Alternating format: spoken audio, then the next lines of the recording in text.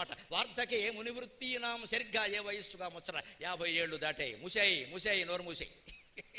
మునివృత్తి నా మునే కర్మ మౌనం, ఇంకా మాట్లాడకూడదు. కొడుక్కి కోళ్ళకి తాళం ఇచ్చేయి, చేసుకోమని. వ్యాపారం ఎలా చేయాలో చెప్పి అంతేగాని ఒరే ఈవేళ ఏమొచ్చిందిరా, ఈవేళ రాదు, నీకు మృత్యు వస్తుంది, కూర్చో అక్కడ అడక్క. మళ్ళీ తండ్రి వెళ్ళడం, కొడుకు ఆఫీసులో కూర్చోవడం, వాళ్ళు ఎవరో వచ్చి మాట్లాడతారు, మా వాడికి ఏం తెలియదండి, ఇది పిచ్చి మాట, ఇది వాడిని అవమానిస్తున్నావు నువ్వు.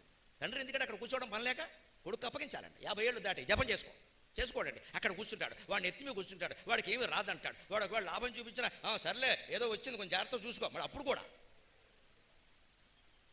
అసలు కొడుక్కి 40 ఏళ్ళు ఉన్నా సరే వాడి ప్రజ్ఞ అంగీకరించడం ఈ పెద్ద మనిషికి ఇష్టం లేదండి. ఎందుకంటే వాడిని అంగీకరిస్తే తన గొప్పతనం తగ్గిపోతుంది. ముసలాళ్ళకు కూడా ఇంత అహంకారం ఉంటే పిల్లలకు ఉండదండి. దయచేసి ఆలోచించండి. ఎందుకు వదలలేకపోతున్నామండి మనం? తాళంచేవి ఎందుకు వదలలేని వాళ్ళం? తాళంచేవి వదలలేని వాళ్ళం ప్రాణం వదులుతామండి. వాడు కొట్లో కూర్చోవడం, వాడు ఆఫీసులో కూర్చోవడం, వాడిని ఎత్తిమి కూర్చోవడం నాకు ఇంకా ప్రాధాన్యత తగ్గిందన్నాం. ఇంట్లో అత్తగారైనా అంతే. ఏమిటో ఈ రోజుల్లో కోడళ్ళకి ఏం తెలియదని పక్కింటి అత్తగారిని పిలిచి ఇక్కడ చాటా చీపురు పట్టుకొని ఈ కోడలకు మండిపోదా? ఈ ముసలాళ్ళు ఎంతో తయారయ్యారు ఇక్కడ పని లేకుండా కోడలను తిట్టుకుంటాం. మీ కోళ్ళ కొంచెం నయమమ్మ, మా కోళ్ళ అయితే ఆవిడ చెప్పడం ఇక్కడ పెద్ద స్టోరీ, ఇవిడో స్టోరీ. అంటే మనకేమిటి 50 ఏళ్ళు వచ్చినా 60 ఏళ్ళు వచ్చినా 70 ఏళ్ళు వచ్చినా ఆడవాళ్ళకి కానీ మగవాళ్ళకి కానీ పెత్తనాలు వదలడం ఇష్టం లేదండి. మనమే వ్యాపారంలో ఉండాలి, మనమే ఉద్యోగంలో ఉండాలి, పిల్లలు మన మాటలు వింటూ ఉండాలి, మన కాళ్ళకి దండాలు పెడుతూ ఉండాలి, అన్నీ మనకి చెప్పి చేస్తూ ఉండాలి. ఏమన్నా అంటే మా నాన్న దయ అంటూ ఉండాలి. అంతేగాని వాడికి వ్యక్తిత్వం ఉండదా? ఆ వ్యక్తిత్వ వికాసం ఉండదా? వాడికి సొంతంగా చేయాలని ఉండదా? మంచో చెడ్డో నష్టపోయినా మంచిదే సొంతంగా చేసుకోమని చెప్పాలండి. అడిగితే చెప్తాం, లేకపోతే చెప్పం. 50 ఏళ్ళు దాటాక ఏ మనిషి అయినా అంతే. 50 నుంచి 75 వరకు మౌనం. అడిగితే చెబుతామండి, పర్వాలా. నష్టాలు వచ్చి కొడుకు దెబ్బతింటుంటే ఏ తండ్రి ఊరుకోలేడండి? తప్పకుండా కల్పించుకోవచ్చు, చెప్పాలి. కానీ వాడి దాన్ని వాడు చేసుకుంటుంటే రోజు వెళ్ళి నెత్తిమి కూర్చోవలసిన పని ఏంటి? అక్కడికి వదిలేసి భగవద్గీత పట్టుకోవాలి, రామాయణం పట్టుకోవాలి, భారతం పట్టుకోవాలి, యోగ వాసిష్టం పట్టుకోవాలి. అందుకే మునే కర్మ మౌనం. తగ్గించే మాటలు తగ్గించేయి, క్రమంగా పనులు తగ్గించేయి, క్రమంగా ఆలోచన కూడా తగ్గించేయి. అప్పుడే యోగేనాంతే తనుత్యజాం. 75 కూడా దాటాయి. ఏ క్షణమైనా వెళ్ళిపోతాం. 75 ఎక్కువ, 72 ఏం చెప్పాను నేను. ఏ క్షణమైనా వెళ్ళిపోతాం. అంటే సిద్ధంగా ఉండాలి. ఎలా ఉండాలి? యోగేన అంతే తనుత్యజాం. యోగ మార్గంలో భగవంతుడా తీసుకెళ్ళిపో, నేను సిద్ధంగా ఉన్నా. నాకేం వైరాగ్యం కాదు, బాధ కాదు, ఏం కాదు. నువ్వు ఎప్పుడు పిలిస్తే అప్పుడు రావడానికి సిద్ధంగా ఉన్నా. హాయిగా తీసుకెళ్ళిపో అని నిత్యం మనస్సులో నమశివాయ నమో నారాయణాయ నమో నారాయణాయ శ్రీమాత్రే నమః ఇలా ఏదో ఒక నామాన్ని నిరంతరం మనస్సులో జపిస్తూ ఉండాలి. ముఖ్యంగా 70 ఏళ్ళు దాటిన వాళ్లే రామకోటి రాయాలి. అంతకు ముందు వాళ్ళకి అనవసరమైన పని చేయకూడదు. 70 ఏళ్ళు దాటాక చేయాలి. ఎందుకంటే 70 ఏళ్ళకు వీడికి రామకోటి మొదలు పెడితే అది అయ్యేలోగా వీడు వెళ్ళిపోతాడు, పైకి గొడవ వదిలిపోతుంది. అందుకని 30 ఏళ్ల వాళ్ళు 40 ఏళ్ల వాళ్ళు పనులు మానేసి ఏదో కోరికలు తీరతాయట రాయకూడదు. రామకోటి వల్ల ఏ కోరికలు తీరవమ్మా? ఎవరన్నా నిరూపిస్తే బహిరంగ సవాల్. అనవసరపు మాటలు చెప్పకండి. మీరు ఏ కోటి రాసినా ఏ కోరికలు తీరవు. అది మన మనస్సు నిగ్రహించుకోవడం కోసం చేసే పని, కోరికల కోసం కాదు. రామకోటి వల్ల ఇంకో కోటి వల్ల కోరికలు తీరవండి. కోరికలు రద్దు చేసుకోవడానికి రాయాలి, కానీ కోరికలు తీరడానికి రాయడం పెట్టండి. మనం అజ్ఞానం. రామ అని మనస్సు ఖాళీ లేకుండా రాముడితో మనస్సును నింపేస్తే అందులో కోరికలు ఎక్కడ ఉంటాయండి? రామ ఉన్న చోట కామం ఉండదమ్మా. రామం ఉన్న చోట కామం ఉండదండి. కామం అంటే కోరిక. అందుకే త్యాగరాయ స్వామి కీర్తనలో చెబుతాడు, రామాయణ బ్రహ్మమునకు పేరు, రామాయణ రమణికిని పేరు అంటాడు ఆయన. రామ అంటే 2 అర్థాలు ఉన్నాయండి. పరబ్రహ్మను కూడా రామ అంటారు, స్త్రీని కూడా రామ అంటారు. రామ అంటే స్త్రీ. అంచేతను ఉచ్చరించేవాడు అనేవాడు ఏ ఉద్దేశంతో రామ అంటున్నాడు? ఎవరైనా అమ్మాయిని పిలుస్తున్నాడా, పరమాత్మని పిలుస్తున్నాడా? వాడు ఉద్దేశాన్ని బట్టి జరుగుతుంది తప్ప రామ అనగానే రాముడు వచ్చాడు, నువ్వు పిలిచింది నన్ను కాదు అబ్బాయి, నీ మనస్సు నాకు తెలుసు అంటాడు. అదిగో వస్తుంది సందులో సొందరు అంటాడు. ఎందుకంటే వీడు పిలిచింది ఆవిడే, ఇప్పుడు రాముడి పిలవరా. అంతేకాని మనం ఎలా రామ అంటే చాలు, అంటే చాలు. రామ కూడా అక్కల, రా అంటే చాలు. రా అంటే సోడా కొట్టి వాడు వస్తాడు, రాముడు ఎందుకు వస్తాడు? ఈ పిచ్చి మాటలు కాదండి లెక్క. ఏ కోటి ఎన్ని కోట్లు పుస్తకాలు వేసినా స్తూపాలు పెట్టుకుని దండం పెట్టుకోవాలి తప్ప కోరికలు తీరవు. సమస్య లేదు. ఎవరైనా నిరూపించగలిగితే రండి, ఏ మొహమాట లేదు. అనవసరంగా పిచ్చి మతం చేయొద్దు. హిందూ మతాన్ని 70 ఏళ్ళు దాటిన వాళ్ళు చేయాలి. అది కూడా ఎందుకంటే మాట్లాడకుండా ఉండడానికి ఒక ఎక్సర్సైజ్ ఇది. ప్రాణం ఎప్పుడు పోతుందో తెలియదు. 10 ఏళ్లకో 20 ఏళ్లకో పోతుంది. పోయేలోగా పూర్తి చేయాలి. ఏమో రేపే పోతుందేమో, ఈవేళ ఇంకో లక్ష రాసేద్దాం. ఈ అత్తగారు కానీ ఈ మామగారు కానీ రామకోట్లో పడితే వాడు కొడుకు కోళ్ళు సుఖంగా ఉంటారు, గొడవలేదు. వీళ్ళు ఇది రాయడం మానేసేసి అక్కడ కూర్చుని ఇంకా వాళ్ళకి షంటింగ్ మొదలు పెడుతూ ఉంటారు. నీకేం తెలుసు. ఇదేనండి వేదాంతం. రఘువంశ రాజులు ఆచరించి చూపించారు. ఆశ్చర్యకరమైన విషయం, 50 ఏళ్ళు దాటాక 60 ఏళ్ళులోగా వానప్రస్థానికి వెళ్ళిపోవాలి. 3 ఆశ్రమం వానప్రస్థం అండి. బ్రహ్మచర్యం, గార్హస్థ్యం, వానప్రస్థం. 50 ఏళ్ళు దాటాక గవర్నమెంట్ కూడా 58 ఏళ్ళు 60 ఏళ్ళకి రిటైరే కదా, వానప్రస్థానికి వెళ్ళిపోవాలి. రఘుమహారాజు తండ్రి అజమహారాజు, అజమహారాజు తండ్రి ఇంకొక అజమహారాజు కొడుకు దశరథ మహారాజు, రఘుమహారాజు కొడుకు అజమహారాజు, అజమహారాజు కొడుకు దశరథ మహారాజు. రఘుమహారాజు సుదక్షిణాదేవితో సహా రఘుమహారాజు భార్యతో సహా వానప్రస్థానికి వెళ్ళాడు, భార్యతో సహా. అజమహారాజు తాను ఒక్కడే వెళ్ళాడు, భార్యను తీసుకెళ్ళాలి. ఇందుమతీదేవి నేను రానని చెప్పింది, వదిలేయమని చెప్పారు. వానప్రస్థాశ్రమంలోకి వెళ్ళేటప్పుడు 60 ఏళ్ళు దాటాక మగాడికి పరమ విరక్తి కలిగి నేను సన్యాసాశ్రమంలో ఉంటాను, ఇక జపం చేసుకుంటాను అంటే భార్య, అదేమిటి ఇంకా మనవరాలు పుట్టింది మొన్ననే, ముని మనవరాలు, దానికి బారసాలంటే మంచిది, నువ్వు ఇక్కడ బారసాలు చేసుకో, బేరసారాలు చూసుకొని నేను వెళ్ళిపోతున్నానని చెప్పాలి. ఆవిడని బలవంత పెట్టద్దు, ఎందుకంటే ఆవిడకి ఆ కాంక్షలన్నీ ఉన్నాయి. బలవంతంగా ఆవిడని తీసుకెళ్ళకూడదు. అలాగని మీరు కూడా ఉండండి అంటారు, కుదరదని చెప్పి వెళ్ళిపోవాలి. ఎందుకంటే ఉంటే వీడికి బారసాలు అయిపోతుంది ఇక్కడ. ఎందుకంటే లాగేస్తారు ఇలాగా, ఆవిడ వాళ్ళ కోసం వెళ్ళి ఇద్దరు కలిసి మొత్తం గోతులో పడతారు, మళ్ళీ జన్మెత్తాల్సిందే. ఒకవేళ ఆడవాళ్ళకే తీవ్రమైనటువంటి వాంఛ ఉండి, ఓ మీరాబాయిలాగా, ఓ సక్కుబాయిలాగా ఆడవాళ్ళకే తీవ్రమైనటువంటి విరక్తి, వైరాగ్యం, వేదాంతం ఉండి 50-60 ఏళ్ళు దాటాక నేను ఇంకా సన్యాసాశ్రమంలో ఉంటాను అంటే వస్తే ఆ మగవాడు వస్తాడు, లేకపోతే లేదమ్మా, గొడవ లేదు, వదిలేయడమే, వెళ్ళిపోవడమే. ఆత్మజ్ఞానాన్ని మించింది లేదు. ఆత్మార్థం పృథివీం త్యజేత్. ఆత్మ ఎవరు, నేనెవరు అనే ఆలోచన వస్తే అది తెలుసుకోవడం కోసం భూమండలాన్ని మొత్తం విడిచిపెట్టమన్నారండి. భార్య, భర్త, పిల్లలు సమస్య కదా, అక్కడ భూమండలాన్ని విడిచిపెట్టమన్నారు. అది అంత గొప్పది, అది వేదాంతం. అంతిమంగా తెలుసుకోవాల్సింది అదే. దీనికోసం రఘువంశరాజుల ప్రణాళిక కదండి. అంతేకాదు ఆశ్రమ ధర్మాలు కూడా సరిగ్గా బ్రహ్మచర్యం 25 ఏళ్ళు, గృహస్థాశ్రమం 25 ఏళ్ళు, వానప్రస్థాశ్రమం 25 ఏళ్ళు, తర్వాత సన్యాసం. ఇంట్లో ఉన్న సన్యాసం కింద ఉండాలి. అది ఎంత ఉంటే అంతే, ఇంకా 100 ఏళ్ళు బతుకుతామని చెప్పలేం కదా, ఎన్నేళ్ళు ఉంటే అన్నేళ్ళు. అప్పుడు యోగ మార్గంలో హాయిగా నిద్రపోతూ ప్రాణం వదిలేస్తారండి. ఆ మనిషి మనస్సులో ఏముండవండి. ఏ రాత్రో పడుకుంటాడు, పొద్దున్న లేపితే లేవడం అంతే లెక్క, వెళ్ళిపోయాడు అంతే, గొడవలేదు. ఈ దీనికి సిద్ధపడ్డమే నిత్య జీవితం. త్యాగం వల్లనే అమృతత్వం పొందాలి. వేదం చెబుతోంది స్పష్టంగా, త్యాగేనైకే అమృతత్వమానసు న కర్మణా న ప్రజయా ధనేన త్యాగేనైకే అమృతత్వమానసు.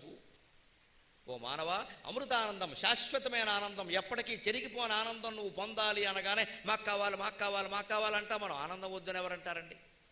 ఆపదలు వద్దంటారు కానీ ఆనందం వద్దంటారా? కానీ కావాలంటే ఏం చేయాలి అంటే త్యాగేనైకే న కర్మణ.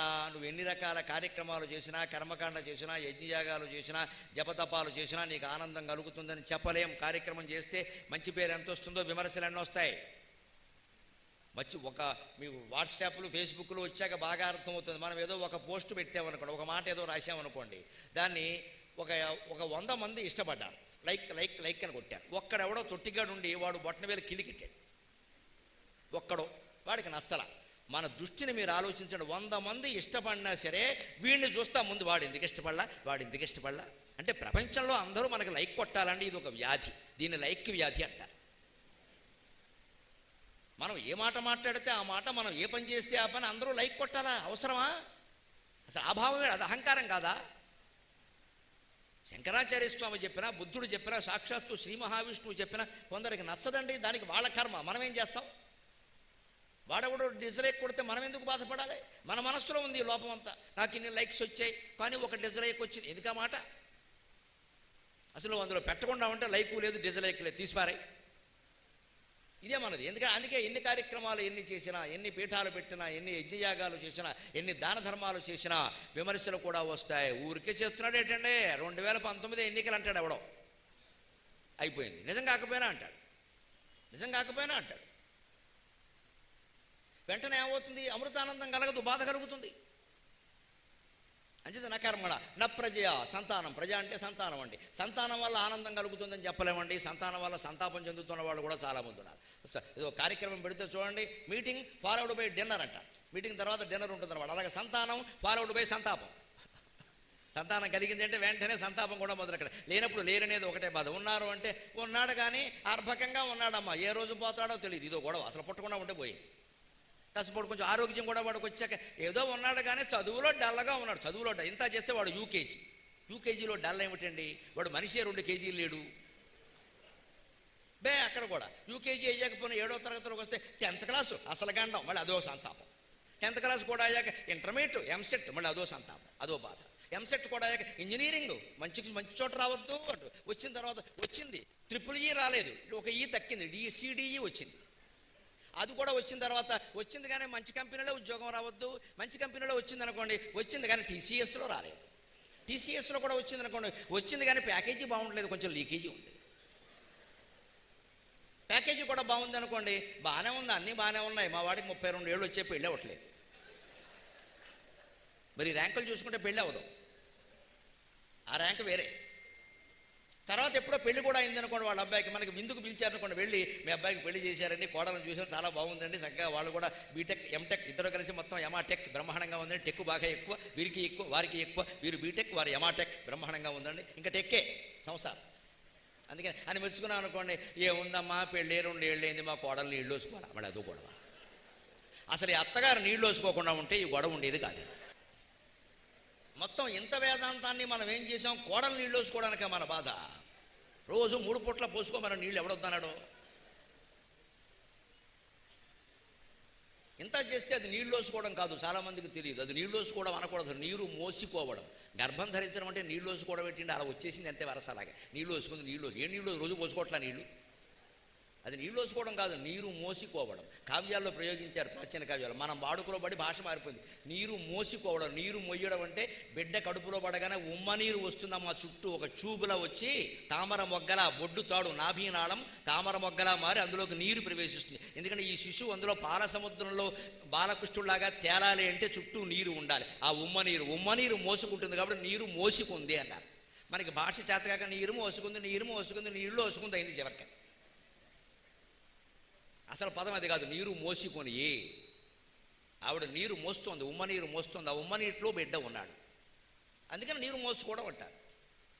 మనకి దానికి కూడా అర్థం తెలియదు, పైగా వదిలేసి ఆ నీళ్ళు వేసుకోవడం గురించి అంత తొందర దేనికి. అందుకనే నా కర్మణ నా ప్రజ, సంతానం వల్ల వాడు ఏదో చదువుతున్నప్పుడు చదువుతున్నప్పుడు అన్నీ బాగానే ఉంటాయండి. మనకి ఇష్టం లేని పెళ్లి చేసుకున్నా, మనకి ఇష్టం లేని ఏదో ఉద్యోగం కాకుండా నేను ఉద్యోగం చేయను, నా ఇష్టం వ్యాపారం చేస్తా అన్న వెంటనే తండ్రికి కొడుకు గొడవే, తల్లికి కొడుకు గొడవే. అప్పుడు ఏమైంది, ఏదో కన్నాం కానీ వాళ్ళ తలరాతలను కన్నాం, మళ్ళీ వదలు. ఇక్కడ ఆ డల్నాటి బిడ్డలు కనుక ఆ డల్నాటి బిడ్డలు ఎన్ని సామెతలు వస్తాయో మరి. కనేటప్పుడు తెలియదా వాళ్ళు ఎలా ఉంటారని. 5 ఏళ్ల కుర్రాడు భయపడి మన మాట వింటాడండి, వాడికి 25 ఏళ్ళు వచ్చాక వాడికి మనం భయపడాల్సి వస్తుందమ్మా. ప్రతి ఇంట్లో జరుగుతున్న భాగవతం. వాడికి 10 ఏళ్ళు ఉన్నప్పుడు మనకి భయపడుతున్నాడా, వాడికి 25 ఏళ్ళు వచ్చేసరికి మా అబ్బాయికి ఇష్టం ఉండదు, మా అబ్బాయికి నచ్చదు, మా కోళ్ళు అదో రకం, అయ్యో ఏ రకమో, ఇవి ఇంకో రకం. అదేమిటండి, మనం పెంచిన పిల్లలకి మనం భయపడాల్సి వస్తుంది. ఆశ్చర్యకరంగా జీవితం అంటే అదే. అందుకే నా కర్మణ నా ప్రజ, నువ్వు ఎన్ని గొప్ప కార్యక్రమాలు చేసినా నీకు అమృతానందం కలగదు. ఎంత సంతానాన్ని కన్నా నీ కొడుకులు కూతుళ్ళు ఎంత మంచివాళ్ళైనా నీకు ఆనందం కలగదు ఖచ్చితంగా. అది ఖచ్చితంగా చెప్పాలి. మూడవది, నా ధనేనా, ఎంత డబ్బు ఎన్ని వందల కోట్లు సంపాదించినా నీకు ఆనందం కలగదు. కోటీశ్వరులైన వాళ్ళు ఎవరు ఆనందంగా లేరు. ఖచ్చితంగా ఇన్కమ్ ట్యాక్స్ వాళ్ళకి రోజు భయపడి చచ్చిపోతున్నారు. వాళ్ళు ఎక్కడ దాచుకోవాలి, నీళ్ల గదుల్లో దాచేస్తున్నారు, పరుపుల్లో దాచేస్తున్నారు. పెద్ద నోట్లు రద్దయిన తర్వాత కొత్త ఉపాయం కనిపెట్టేశారు, రకరకాల చోట్ల దాచేశారు మొత్తం. ఇంకా ఏ ముఖ్యమంత్రి కాదండి, శ్రీమన్నారాయణమూర్తి దిగు వచ్చినా ఈ దేశం మొత్తాన్ని కాదమ్మా, ఈ దేశంలో చిన్న అండమాన్ రాష్ట్రాన్ని కూడా పరిపాలించలేడు, సాధ్యం కాదు. అన్నీ మనకిష్టమైన నిర్ణయాలే జరగాలి, మన స్వార్థం ప్రకారమే జరిగిపోవాలి. మన ఎవరు ఏం అనడానికి వెళ్ళే, నువ్వు ఇంత ఎందుకు సంపాదించావు అనకూడదు, సంపాదించింది బ్యాంకులో ఎందుకు వేయలేదు అనకూడదు, లెక్క చెప్పమని అడగకూడదు, మొత్తం వదిలేయాలి గాలికి. అలాగ వదిలేసి పైగా మనం చేసిన పాపాలన్నీ పోవడం కోసం సత్యనారాయణ వ్రతం చేసేయి, పుష్కరాల్లో స్నానం చేసేయి, మొత్తం పోతాయి. ముక్కోటి ఏకాదశి నాడు చూసేయి, అయిపోతే మొత్తం పోతాయి. అంటే అయ్యి బాబాయ్ ఎంత బాగా చెప్పారో గురువు గారు, పద గుళ్ళోకి వెళ్ళిపోదాం. మన పాపాలు పోగొట్టేవాడు మనం కావాలి. పాపం అనుభవిస్తామంటే మనకు నచ్చదండి, పాపం చేసింది మనమే కదా, అనుభవించకుండా ఎలా ఉంటామండి. అంటే వేదాంతాన్ని జీవితంలో అన్వయించుకోవాలంటే కఠినంగానే ఆలోచించాలంటే తప్పదండి. మనం ఆలోచిస్తాం మొహమాటం లేకుండా.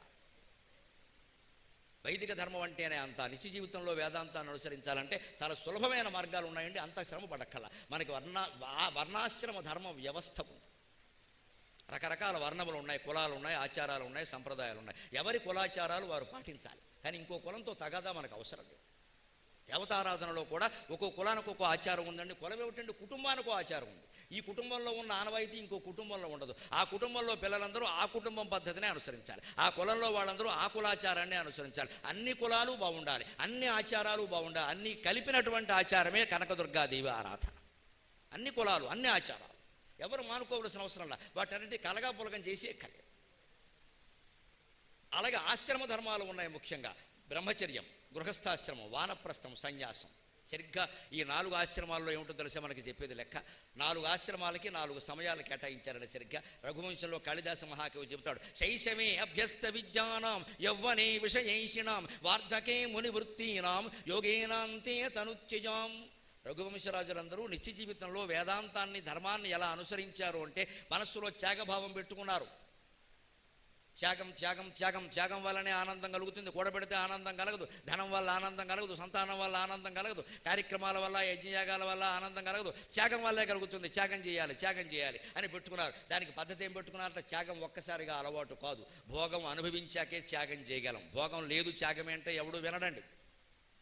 అందుకే శైశవే అభ్యస్త విద్యానాం 100 ఏళ్ల జీవితాన్ని వాళ్ళు 4 భాగాలు చేశారు. 100 ఏళ్ల జీవితాన్ని 4 భాగాలు చేయండి, 4 పాతికలు కదా.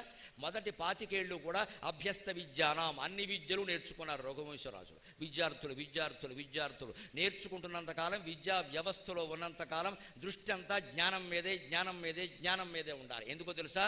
సరస్వతీదేవి విగ్రహం పక్కన మీరు గమనించండి, నెమలి ఉంటుంది మన హిందూ దేవతల విగ్రహాలు. సరస్వతీదేవి పక్కన నెమలి ఎందుకండి? నెమలికి ఆవిడకి ఏమి సంబంధం చెప్పండి అసలు? హంస ఉందంటే ఆవిడ వాహనం, నెమలి ఎందుకండి? నెమలికి సరస్వతికి ఏమి సంబంధం? శ్రీకృష్ణస్వామి పింఛం నెమలి శిరస్సు మీద నెమలి పింఛం ఉంటుంది. ఎందుకు? విద్యార్థి లౌకిక విద్యలు నేర్చుకుని అనంతరం అధ్యాత్మ విద్య నేర్చుకోవాలి. లౌకిక విద్యలు MBAలు MCAలు బీటెక్లు ఎంటెక్లు ఎన్ని నేర్చినా సరే వేదాంత విద్య ఒక్కటి నేర్చుకోకపోతే ఈ విద్యలన్నీ దండగే, మొత్తం పోయినట్టే లెక్క. ఇవన్నీ లౌకికంగా అన్నం పెడతాయి, జీవితాన్ని ఇస్తాయి, బట్టలు ఇస్తాయి, భోగాలు ఇస్తాయి, జ్ఞానాన్ని ఇవ్వవు. వేదాంతం ఒక్కటే జ్ఞానాన్ని ఇస్తుంది. వేదాంతం ఒక్కటే మనని ప్రశాంతంగా ఉంచుతుంది. వేదాంతం అయిన వాడు దేనికి భయపడ్డు. వేదాంతం అంటే ఏదో వైరాగ్యం ముసలితనంలో వచ్చేది అనుకోకండి. పుట్టినప్పటి నుంచి వేదాంతం నేర్పాల్సిందే శిశువుకి. ఆ విద్య ద్వారా చివరికి బ్రహ్మ విద్య నేర్చుకోవాలి. ఆ బ్రహ్మ విద్యకి సంకేతం నెమలండి. ఎలాగో తెలుసా? మనం యోగ సాధన చేస్తూ ఉంటే మూలాధార చక్రం, స్వాధిష్టాన చక్రం, ఈ నాభి దగ్గర మణిపూర చక్రం, హృదయం దగ్గర అనాహత చక్రం, కంఠం దగ్గర విశుద్ధ చక్రం, ఈ భూమధ్యంలో ఆజ్ఞాచక్రం, ఇక్కడ సహస్రారం, మొత్తం 6 చక్రాలు, పైన సహస్రార చక్రం ఉంటుంది కదండి. అందులో సరిగ్గా ఈ యోగ సాధన చేస్తూ ప్రాణాయామం, యోగ సాధన ఇవన్నీ చేస్తూ బాబా రామ్దేవ్ చెబుతూ ఉంటాడే ప్రాణాయామం దాంతో మొదలుపెట్టదు. ఇంకా ప్రాథమిక స్థాయి. అక్కడి నుంచి ఆసనాలు, ప్రాణాయామం అవన్నీ చేస్తూ క్రమంగా వెడుతుంటే మూలాధార చక్రం దగ్గరికి దాటికి వెళ్ళేసరికి ఒక మృదంగ ధ్వని వినపడుతుంది. ఇంకో స్వాధిష్టాన చక్రం దగ్గరికి వెళ్ళేసరికి ఒక వీణానాదంలా వినపడుతుంది. ఇంకో మణిపూర చక్రం దగ్గరికి వెళ్ళేసరికి శంఖధ్వనిలా వినపడుతుంది. ఇంకొంచెం అనాహత చక్రం దగ్గరికి వెళ్ళేసరికి ఇంకొక రకమైన శబ్దం వస్తుంది. ఇలాగ వరుసగా వెడుతుంటేనండి మీకు సరిగ్గా ఈ సహస్రారం దగ్గరికి, బ్రహ్మరంధ్రం దగ్గరికి చేరేసరికి మయూరనాదం, నెమలి క్రీం క్రీం క్రీం అన్నట్టుగా ఓం ఓం ఓం అని మన హృదయంలోంచి నాదం వినపడుతుంది. ఆ నెమలి క్రేంకారం బ్రహ్మరంధ్రం దగ్గర వినపడుతుంది. బ్రహ్మరంధ్రగత శబ్దక మాయూరో నద ఉచ్యతే. పతంజలి యోగ శాస్త్రంలో చెబుతారు, బ్రహ్మరంధ్రగత శబ్దక మాయూరో నద ఉచ్యతే. యోగి బ్రహ్మరంధ్రం దగ్గరికి చేరుకుంటే మయూరనాదం వినిపిస్తుంది అంటాడు ఖచ్చితంగా. ఆ బ్రహ్మ విద్య నువ్వు నేర్చుకోవాలి, మయూరనాదం వినాలి అని చెప్పడానికి సరస్వతీదేవి పక్కన నెమలిని పెట్టి జాతి ఎంత గొప్ప జాతో, ఎంత ఆలోచన ఉందో ఆలోచించండి దయచేసి. అందుకోసం నెమలి నెమలి నెమలి అంటే బ్రహ్మ విద్య. అందుకే నెమలి ఎవరికి వాహనం? సుబ్రహ్మణ్య స్వామికి వాహనం. సుబ్రహ్మణ్య మాట ఎలా వచ్చింది? సూదీసేయండి. బ్రహ్మణ్య బ్రహ్మణ్యో బ్రహ్మకృత్ బ్రహ్మ బ్రహ్మ బ్రహ్మ వివర్ధనక బ్రహ్మవిద్ బ్రాహ్మణో బ్రహ్మీ బ్రహ్మజ్ఞో బ్రాహ్మణ ప్రియక. విష్ణు సహస్రనామాల్లో వరుసగా ఉంటాయి. ఈ మొత్తం బ్రహ్మణ్యో బ్రహ్మకృత్ బ్రహ్మకు సూచేర్చండి. సుబ్రహ్మణ్యో సుబ్రహ్మణ్యకృత్ సుబ్రహ్మ సుబ్రహ్మీ సుబ్రాహ్మణం. సూచేరిస్తే సుబ్రహ్మ అంటే సుబ్రహ్మణ్యుడు అంటే బ్రహ్మ విద్య. ఆ బ్రహ్మ విద్యకి నేర్చుకున్న వాడికి బ్రహ్మరంధ్రం దగ్గరికి వెళ్ళేసరికి నెమలి నెమలి అరుపులా వినపడుతుంది. అందుకే నెమలి ఆయనకి వాహనం. ఇది భారతీయ విగ్రహారాధన వ్యవస్థ. హిందూ ధర్మంలో విగ్రహారాధన ఇలా ఉంటుంది. వీటి రహస్యాలు చెప్పకపోతే మన బుద్ధులు ఎలా ఉంటాయంటే, నేను అందుకే సుబ్రహ్మణ్య స్వామి గుళ్ళో వెండి నెమలి చేయించా, నీకు ఇన్కమ్ ట్యాక్స్ కలిసి రావచ్చు, అంతకంటే ఏం లేదు ఇక్కడ. నువ్వు వెండి నెమలు చేయించినా, బంగారం నెమలు చేయించినా దేవుడు ఆనందించరు. ఆ మయూరనాదాన్ని వింటేనే ఆనందిస్తాడు. ఆ బ్రహ్మ విద్య సాధన చేస్తేనే ఆనందిస్తాడు. మనం దేవుణ్ణి కూడా డబ్బుతో కొనేద్దాం. గోడ మీద అంతా నెమల బొమ్మలు వేయించేస్తా, అదంతా ఆర్టిస్టు, చిత్రకళాకారుడు బాగుపడతాడు అంతే. అసలైనటువంటి సాధన చేయవలసింది చేయకుండా, ఏది ఎందుకు చెప్పారో చేయకుండా ఊరికి విగ్రహాలు చేయిస్తామంటే ఏమైపోతుంది దాంతో? అలాగే శ్రీకృష్ణుడు నెమలి పింఛం ధరిస్తాడు. దగ్గర 16,000 మందితో సంసారాలు చేసిన, అష్టభార్యలు ఉన్నా ఆయన దృష్టి ఎప్పుడు బ్రహ్మజ్ఞానం మీదే. అందుకే ఆయన ఆ బ్రహ్మ విద్యకి గుర్తుగా నెమలి పింఛాన్ని ధరిస్తాడు శ్రీకృష్ణుడు. అందుకే ఆయన అస్ఖలిత బ్రహ్మచారి అంటారు. అస్ఖలిత రహస్యం వేరే, బహిరంగ సభలో చెప్పేది కాదు. ఇది బ్రహ్మ విద్య. అందుకోసం శైశవే అభ్యర్థ విద్యానాం, వాడు 25 ఏళ్ళు విద్య నేర్చుకుంటూ సరస్వతీదేవి దగ్గర నెమలివనట్టు ఆ రాజులు రాజకుమారులు బ్రహ్మ విద్య మీద దృష్టి పెట్టారు. శుద్ధ విద్య అంకురాకార, శుద్ధ విద్య అంటే బ్రహ్మ విద్య, లలితా సహస్రనామం. అందుకని బ్రహ్మ విద్య మీద దృష్టి పెట్టారు. అందుకని శైశవే అభ్యస్త విద్యానం, 25 ఏళ్ళు విద్య. అందుకే విద్యార్థులు ఎప్పుడు విద్యాలయంలో ఉన్నంతకాలం విద్యాభ్యాసం ముగిసి ఉద్యోగంలో కానీ వ్యవసాయంలో కానీ వ్యాపారంలో కానీ చేరే వరకు ఎట్టి పరిస్థితుల్లోనూ ప్రేమ వ్యవహారాలు పెట్టుకోకూడదు. వివాహం విద్యనాశాయ సర్వనాశాయ శోభనం అన్నారు. ఊరికే చెప్పాలి. చదువుకుంటున్న కుర్రాడికి కాలేజీలో అమ్మాయి మీద కానీ అమ్మాయికి అబ్బాయి మీద కానీ దృష్టి పడింది అంటే అంతే, అమ్మాయే నవ్వింది అరనవ్వే, అమ్మాయే చూసింది అరనవ్వే నవ్వింది, మతి తప్పి కుర్రాళ్ళు మంచాన పడ్డారు లెక్క. ఆ మహాకవి ఎవరో ఆయనకి నమస్కారం బ్రహ్మాండంగా రాశారు. ఇక మతి తెప్పిపోయినట్టే, వీడి విద్య అంతా పోయినట్టే ఇంకెంతసేపు. అందుకని విద్యార్థిగా ఉన్నంతకాలం బ్రహ్మచర్యం పాటించి తీరాల్సిందే, రెండో మాట లేదు.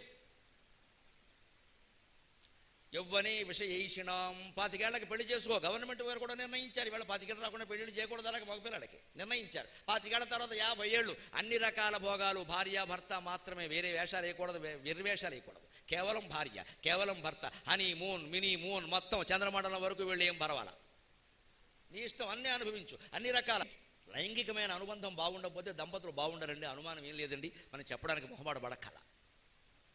దాన్ని ఎప్పుడు మనం విస్మృతి చేయలేదు దాన్ని. కానీ పరిమితి పరిమితి పరిమితి. ఒక వయస్సు, ఒకే స్త్రీ, ఒకే పురుషుడు, ఎట్టి పరిస్థితుల్లో పక్కదారి తొక్కద్దు. ఆరోగ్యం ఎంత బాగుంటుంది, ఇద్దరి మధ్య అనుబంధం ఎంత బాగుంటుంది.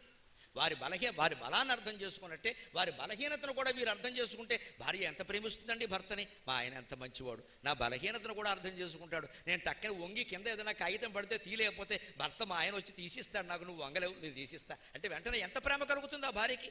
వేరే భర్తను గౌరవించాలని వేరే చెప్పాలా, అప్రయత్నంగా గౌరవిస్తుందండి. నన్ను కష్టపడిన ఎవరండి బాబు, కనీసం వంగి కాగితం కూడా తీయనివ్వరు, ఆయనే తీసిస్తారు నాకు, ఎందుకంటే నీకు సయాటికా కదా, వెన్ను నొప్పి, నువ్వు వంగలేవు నేను వంగుతా అని భర్త వెళ్ళి వంగి ఆ పని చేస్తే భార్య ప్రేమ పెరగదా, దానికి కరిగిపోరా వాళ్ళు, కరిగి నీరైపోరా.